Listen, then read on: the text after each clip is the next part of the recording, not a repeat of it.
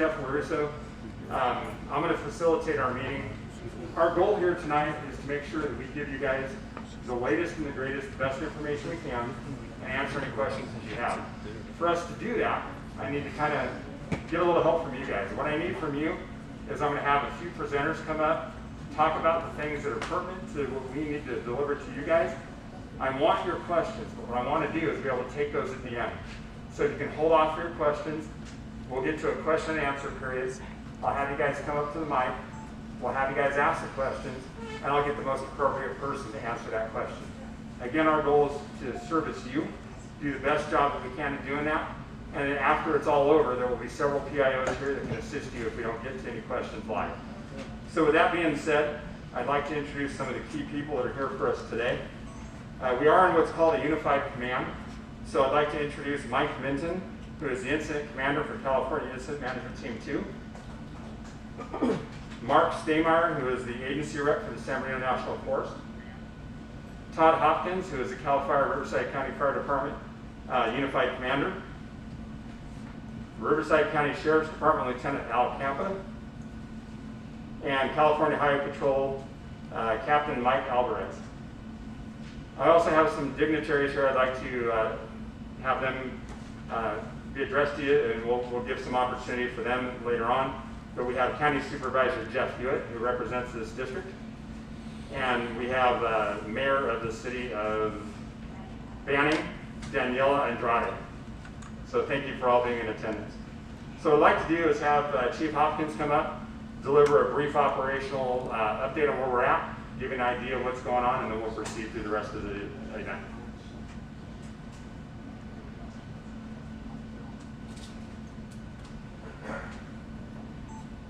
Good evening, everyone. Thank you for showing up. Again, I'm Todd Hopkins, the Unified Incident Commander on this Apple Fire.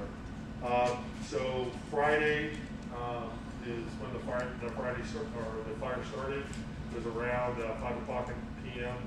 When we got reports of multiple fires along Oakland Road and up in Cherry Valley. We sent a response from CAL FIRE Riverside County Fire, along with the U.S. Forest Service also sent a response. When we got on scene, we noticed that there were 3 separate fires that were affecting the community of Cherry Valley. Resources went in.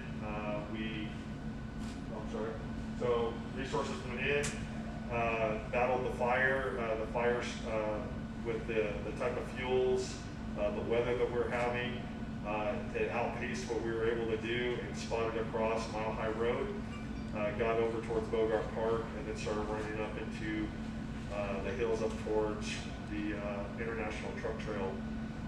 The fire made it that night all the way from Oakland Road, got hung up and slowed down around Bluff Street in the city of Banning. At that time, we started making decision points, whether we were going to bring in a team. So we activated what we call a Type 3 team, which is a small incident management team, to come in and start managing the fire, and started ordering additional resources because we knew this was going to be an extended attack fire. As we started getting resources in place, the fire continued to rapidly grow. We went into unified command with CAL FIRE. I'm representing CAL FIRE Riverside Unit, Riverside County Fire, CAL FIRE San Bernardino Unit, and the City of Yucaipa as the Incident Commander. And then we brought in the U.S. Forest Service as well as the Incident Commander. And then our Sheriff and our CHP, Riverside County Sheriffs, California Highway Patrol, and then eventually the City of Banning PD into unified command due to evacuations. We've made some what we call decision points or management action points, and where the fire ended up going, we decided to went into the forest first, so we brought in what we call a Type 1 incident management team because we knew this fire was turning what we call a major fire. With the incident management team, that's where Team 2 came in. We integrated ourselves with the CAL FIRE and Riverside County resources and with their team, and we've been managing the fire together since. The fire to date,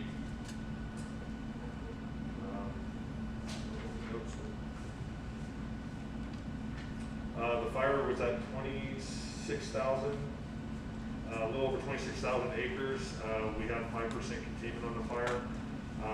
We have been having spotting issues, which is where the fires, ember casts are going to go out ahead into a receptive fuel bed, what we call it, and the fire will continue to spread. So our containment has been, we haven't felt comfortable bringing our containment up. We're getting a good handle on it now. We're feeling pretty confident on what's going on, but we still are going to have fire growth. We still have to a lot of work to do. We're feeling good about the communities, and we're constantly reevaluating our tactics and our strategies. So, thank you.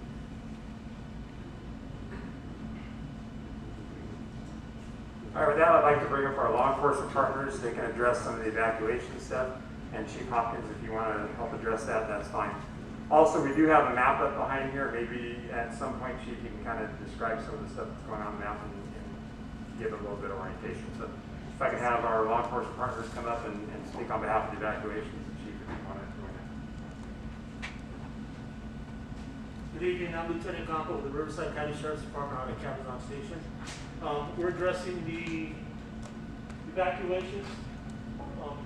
Our evacuations, as of today, still are in Cherry Valley for Brookside, Highland Springs area. We have Banning Bench from Sunset, and then at San Gregorio, there's hard closures. Banning PD has officers there stopping people going in. Lots of questions about getting back in, but right now it's a hard closure.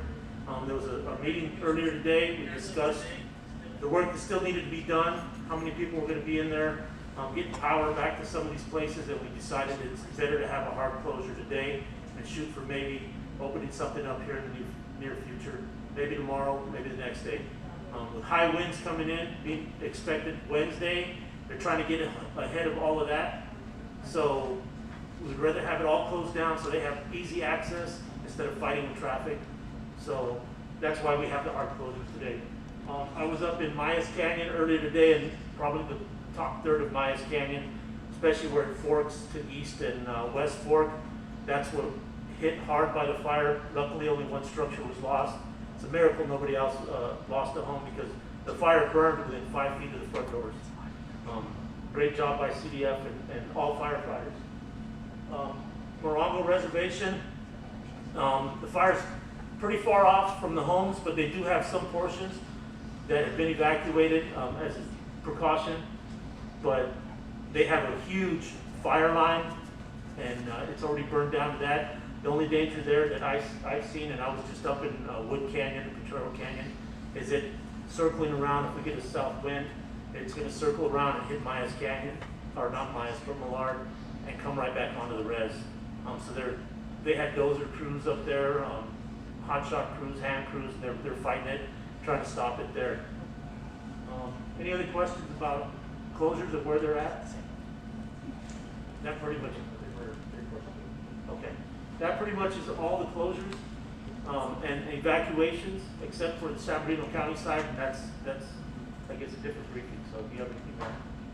So when I know it's frustrating for everyone when we do evacuation orders, and I know it's frustrating when you're out of your home, especially when the fire the fire's no longer impinging on your home. There are things that we have in place and a process that we go through, and this is one of Mike and I's big concerns, is getting people back into their homes, because we know this is hard on everyone.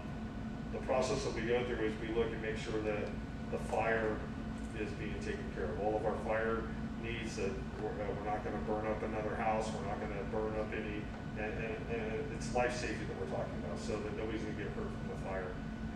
Then we have to start looking at our infrastructure, make sure that there's infrastructure up. If there's power lines down, we can't have everyone going back in when Edison or Banning Electric's trying to reinstall power poles or power lines across the road, because there's still a life safety hazard. One of the safety hazards out there right now is there's a lot of dead trees and snags all over the place from the fire going through so fast. So we have crews out there dropping hazard trees that we don't want you, your children, your neighbors, something happen with a tree, especially when we're predicting a significant wind event coming in the next couple of days. Then we finally, we work with law enforcement. They have to have control when we're letting people back in. If we just open up the door for everyone to come back in, if it, say, you went farther away and it takes you longer to get back into your house because you're not close, it opens the chance up for looting to happen. So we try to control the access and getting people back into their homes. So we go through a process. We both, it's one of the things that we talk about multiple times a day. We constantly have our operations people that we rely on that's giving us the information and it's safe for as far as the fire portion to open up. And then we look at our liaison officers to meet with our cooperators to see what work they have to do if it's safe, and then finally to our law enforcement. So there's a process. I promise you that we're working on it constantly because we want to get you back in your homes. That is our goal, but we're going to do it safely. What we don't do is we don't put an order into place, put it back to a warning, and then put you back into an order. Because if we do that, usually if that happens the second time, people don't leave because they don't want to be out of their house again.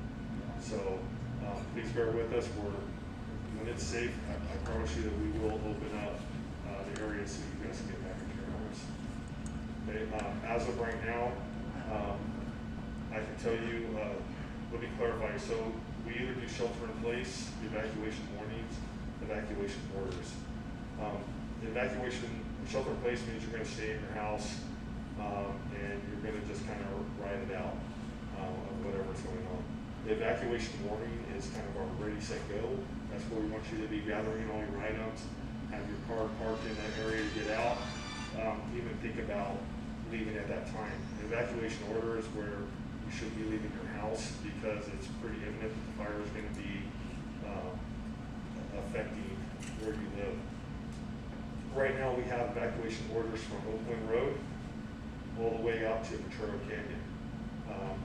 And it's going to be north of Wilson Street in the city of Manning, and I believe north of, at the end of Highland Springs up in the Cherry Valley area.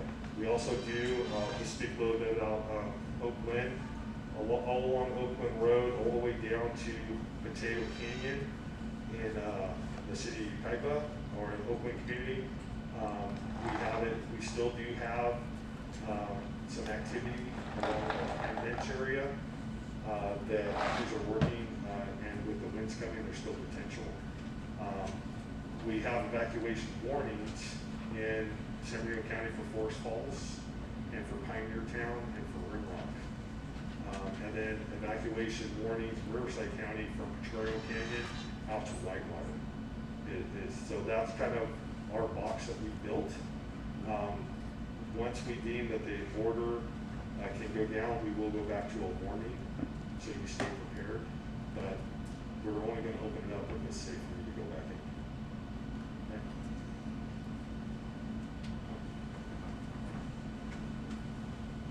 Okay, next speaker I'd like to bring up is Riverside County Fire Department CAL FIRE Unit Chief Bill Weiser, and he'll address you. He's our current newly appointed fire chief here in Riverside County CAL FIRE. We'll let him address you as well.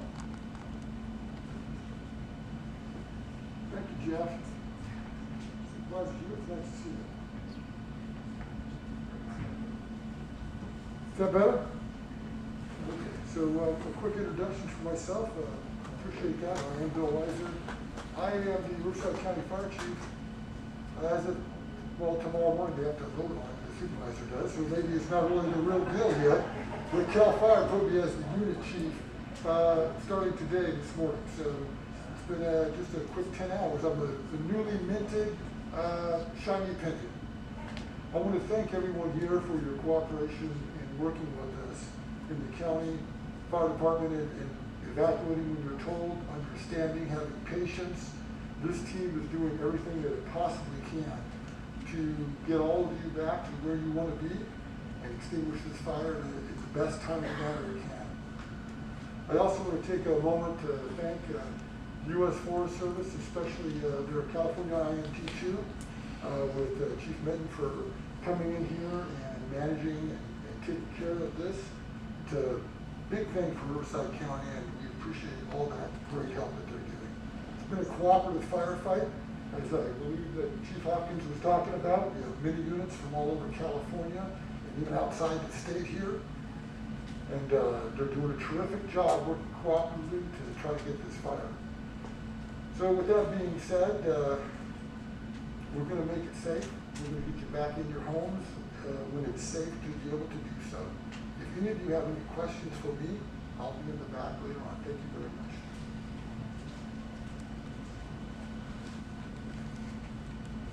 I'm not quite as tall as he is. Also the sheriff. I forgot to So mention in that. any case, I'd like to bring up now Chief Mike Minton, who is the Incident Commander for California Incident Management Team 2, and we'll go ahead and do some closing statements, and then we'll open up the questions right after that.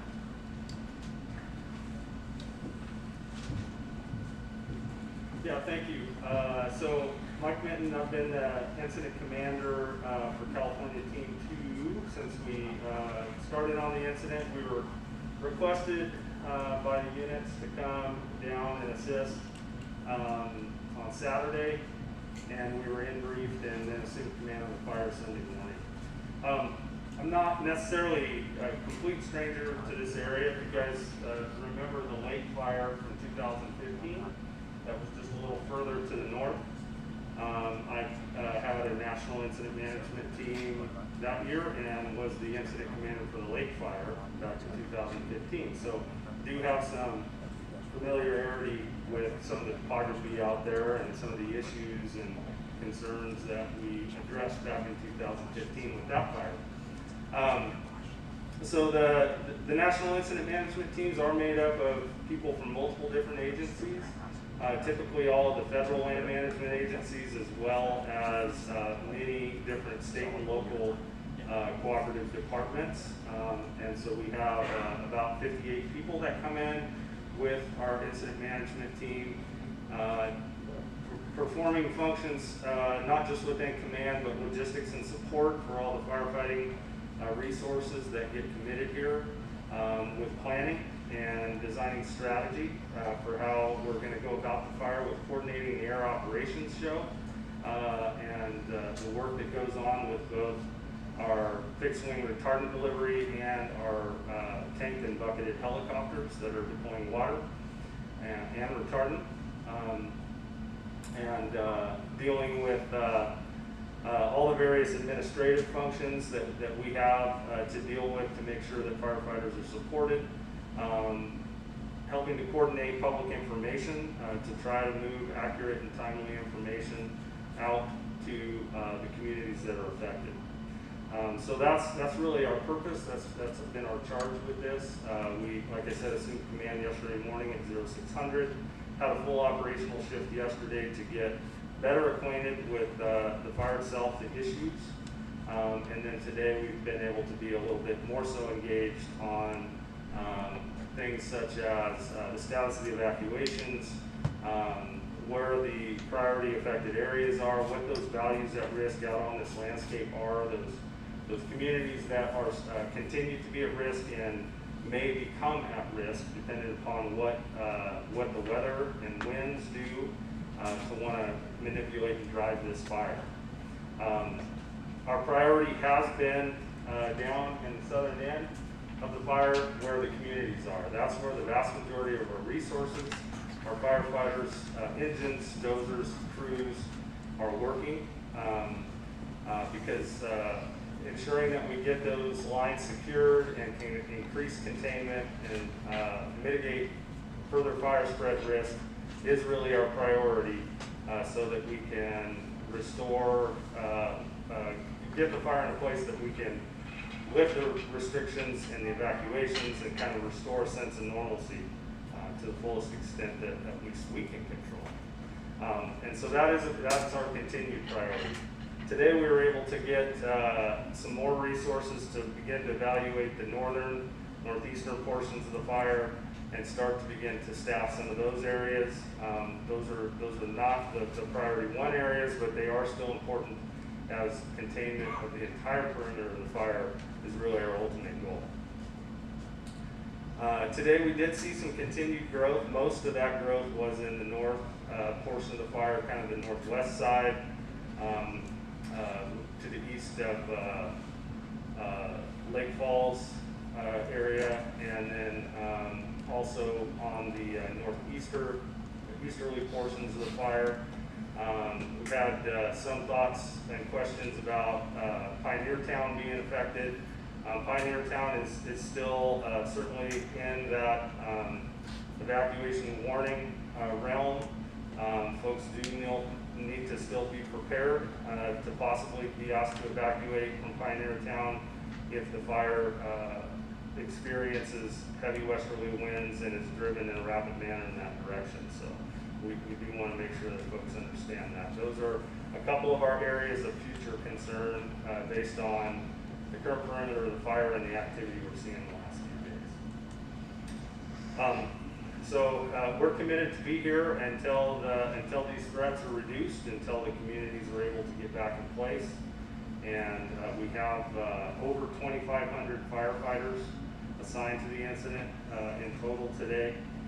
We expect that number probably will trickle up a little bit more before it starts to recede and go back. We have been able to up the containment just a tiny bit today.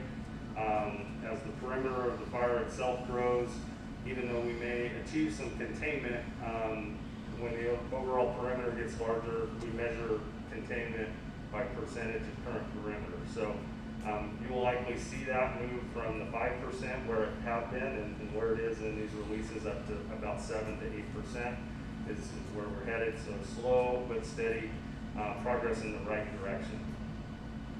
Those are some of the key points I've got, and I can probably address anything else in the questions. Thanks.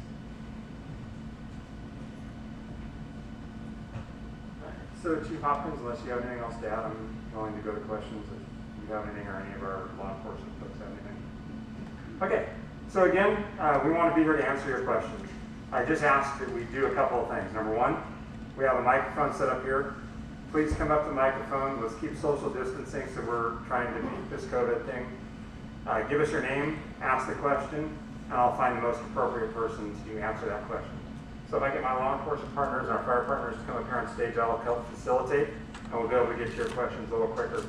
Also at the end, once we've completed all the questions that come from our audience, we'll open it up to any questions that may have come off of Facebook.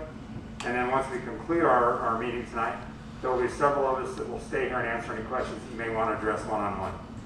So with that, if anybody has any questions, please come up to the podium, introduce yourself, and we'll get right to it. Hello, good evening, gentlemen. First of all, I'd like to say thank you for everybody's help out here with the fire department, police department. We really appreciate you guys' help. We're kind of new to the area, so I have several questions for you. First of all, as far as electricity goes, do you guys see any danger to possible power outages in the area? Chief Russell, you want to address that?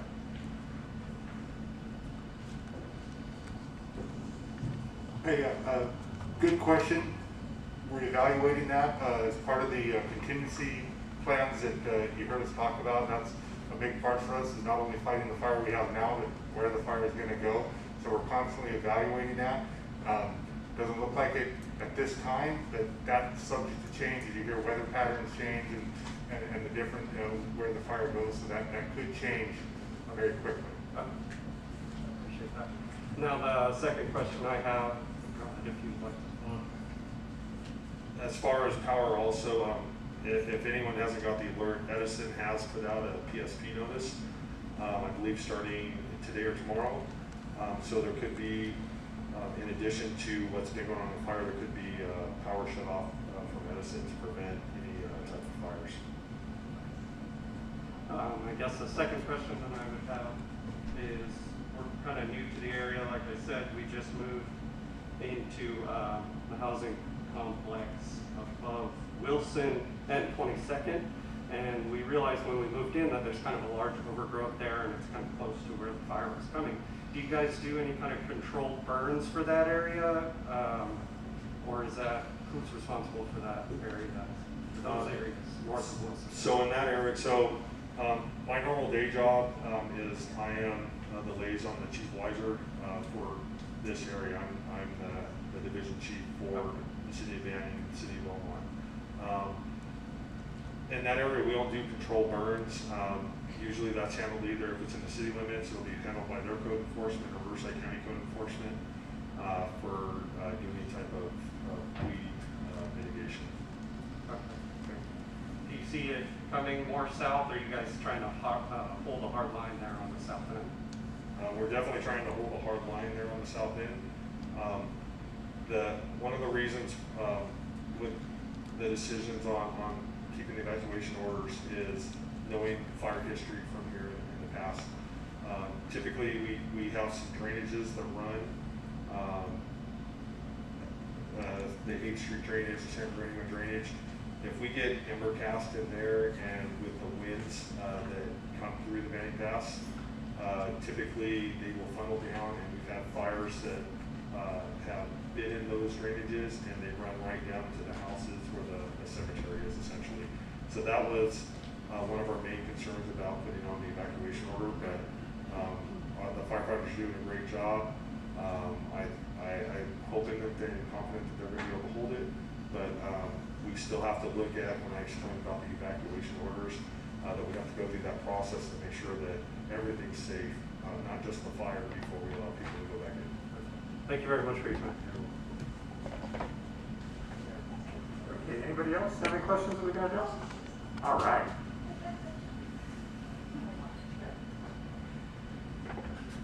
Hi, my name is Lisa. I'm here with my husband Steve, and we have a ranch in Miles Canyon. So first of all, I want to thank everyone. I don't know if anybody's been on the radio with the air support, but I've learned so much about what happens with the water dropping, all that stuff. It's an orchestration, isn't it? Yes, it's very interesting. So thank you to everybody involved. We had cameras until power went out, and we saw the city of Oxnard on our property protecting it, and also the cameras and everything. So I have a couple technical questions. I won't tell you that we snuck out there. One of the things we were told is equipment in barns.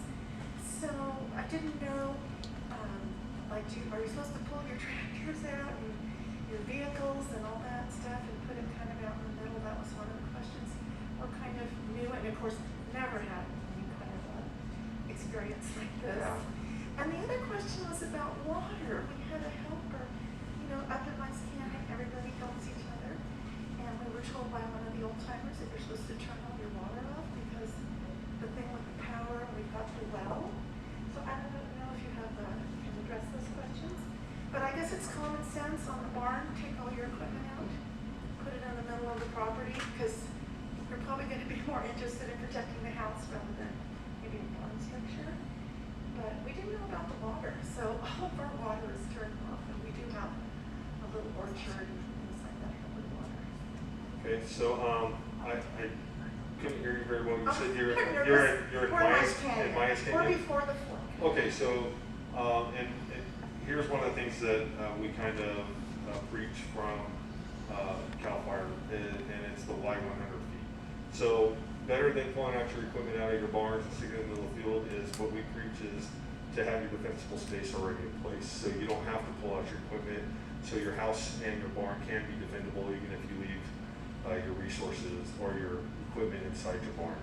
So if you've noticed, we've had our CAL FIRE hand crews from Oakland Camp that have been doing fuel reduction projects through Miles Canyon for the past few months. So what we were trying to do was have a defensible space for the Miles Canyon community. It's one of our state-funded projects that we've been working on, I believe, since around January. And it's, as you know, thick vegetation back there, so I think it did help with the saving of some of the structures back there, so that was successful. Now, what was your question about the water? So somebody told us it's better to turn off all your water. We have automatic irrigation for our apple trees and, just all the different water faucets. So they wouldn't turn off the water faucets off. I don't know, because we have, you have power to your well. And I don't know if they're listening.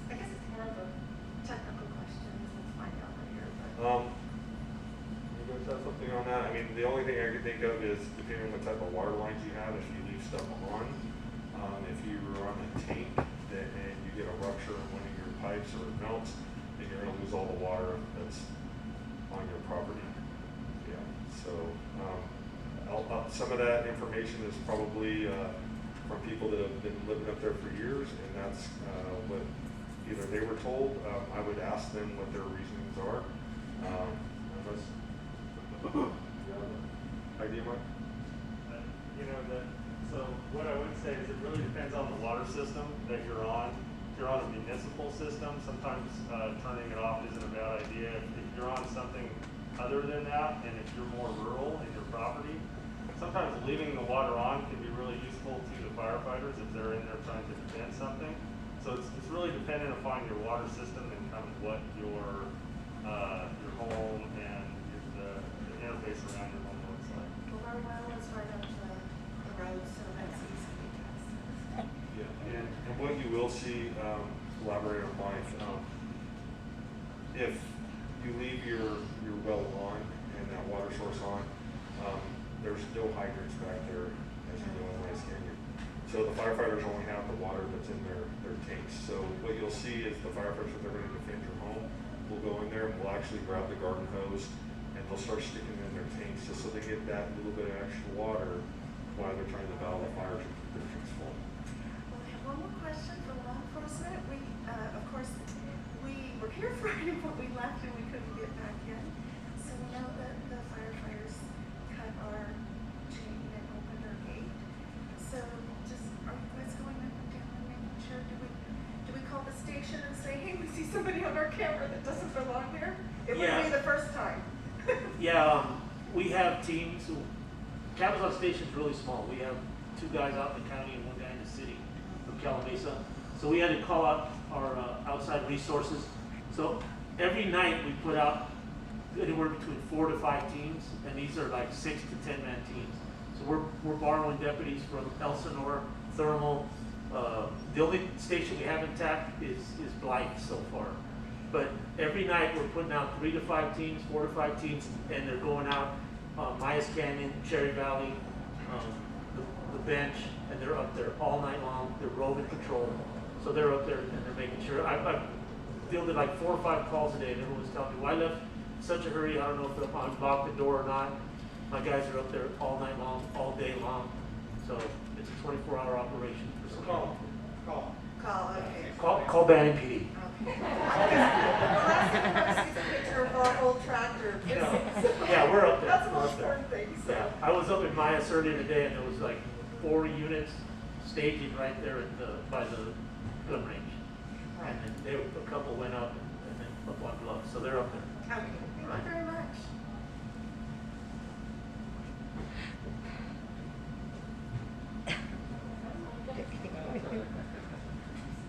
Okay, my name is Vicki Sellers, and thank you all, your people, women, men, everybody that's helping the fires. My question just, I don't know if it's simple, but the water quality because of the fire, it's maybe chemicals seeping into the soil. How is it affecting the water source?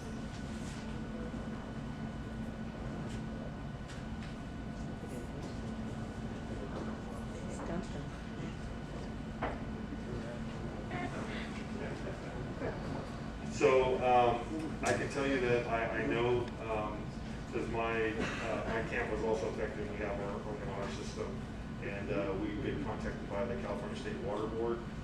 It's planning on coming down and meeting with the water departments, and we'll be doing testing. I know that the water districts are checking and making sure that their pumps and their systems are working for their treatment plants. But the California State Water Board is going to be checking all the different water districts. I guess it was a little harder question than I thought, but thank you. You're welcome. You're welcome.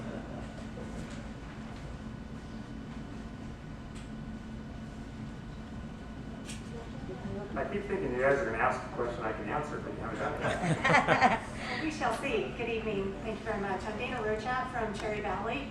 I happen to have the big ranch that's at the corner of Dutton and Bellflower. You guys have been driving up I just have to say thank you very much for the CAL FIRE who saved our house in a huge oak tree at 2 a.m. on Saturday morning, so I'm very grateful for that. So my question is, I also work for Wildlands Conservancy up in Oakland. It seems like we haven't seen a lot of resources hitting that area really hard today. This morning, yes, and then it seems to be tapered off. Just wondering what the plan is or why we're not seeing so many planes or helicopters in that area.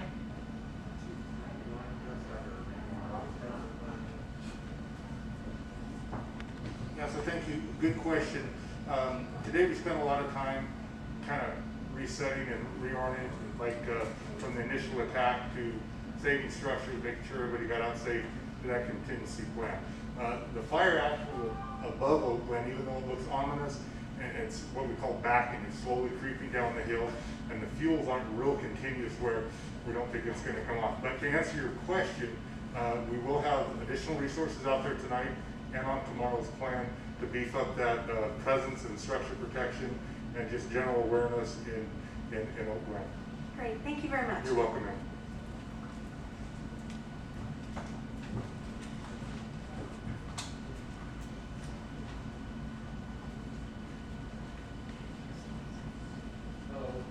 Kyle Pingree, City Council for Banning. First off, I would love to tell you how much we all appreciate it and thank you guys are doing. I do have a question, and I wanted to see if you guys could explain how the fire started.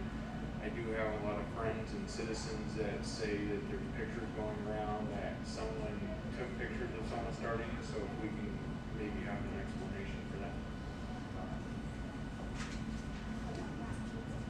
Okay, so our PIOs have released what they have determined the cause of the fire.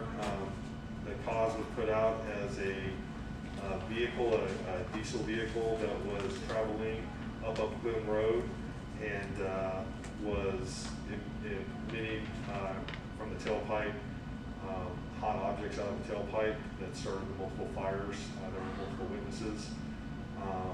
They do not have a subject at this time, but we do have investigators that are investigating and asking if you read the PIO release, they're asking if you were traveling on Oakland Road on last Friday around 5 p.m. That there's a phone number that they would like you to call and they would like to speak to you. It is an anonymous phone line. But they would like to know any information from the public.